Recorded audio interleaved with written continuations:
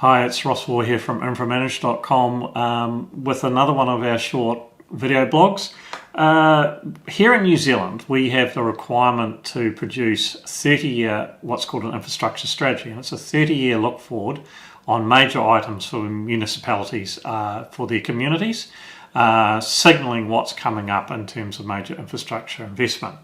And I've been advising my clients as they prepare those, and also I do reviews of them.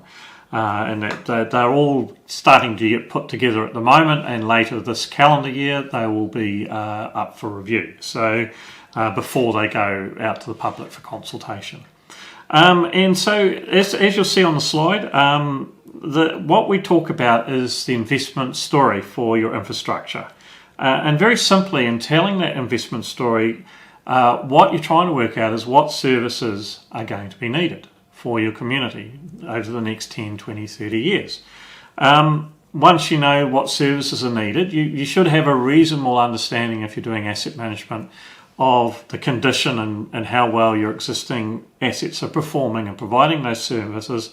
So then you can work out, do you have or do you need investment?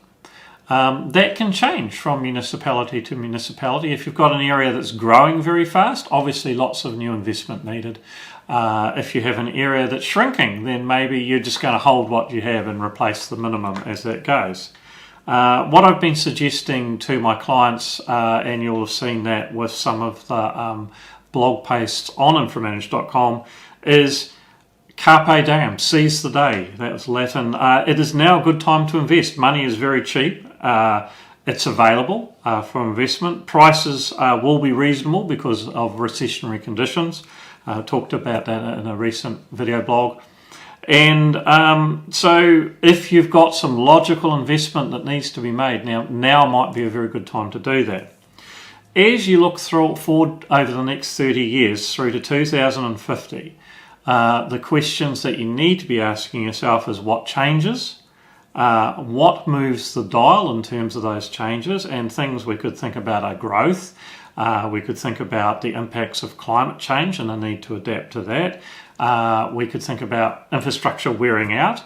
Maybe you're going to be moving to different modes of infrastructure provisions, say a light rail system where you don't have one, or something along those sorts of lines, different roads.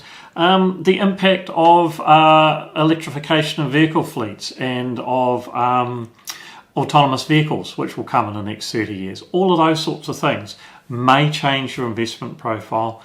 Even this current change that's going on as a result of the global pandemic. People are more willing to work from home, perhaps less need for inner city offices. Is that going to change investment profiles for municipalities and governments? And so once you've considered all of those sorts of things, the risks, if you've got major calamity risks or natural hazard risks, and the risks associated with climate adaptation, do you need different or new or other infrastructure for that? You can sort out a program of what infrastructure is needed. One of the things we've been doing in New Zealand is around this investment story is an elevator pitch. So boil it down to one page. What are the key 3, 4, 5 points that you would put across in 2 minutes in telling that investment story? The last thing I want to talk about is, it's the hardest thing to work out, is what is missing. So you can lay out an investment story, but you then need to have another look at it and say, what have I missed? And what have I missed will allow you to update and complete that investment story. Hey, thanks very much for watching. I look forward to seeing you on the next video blog.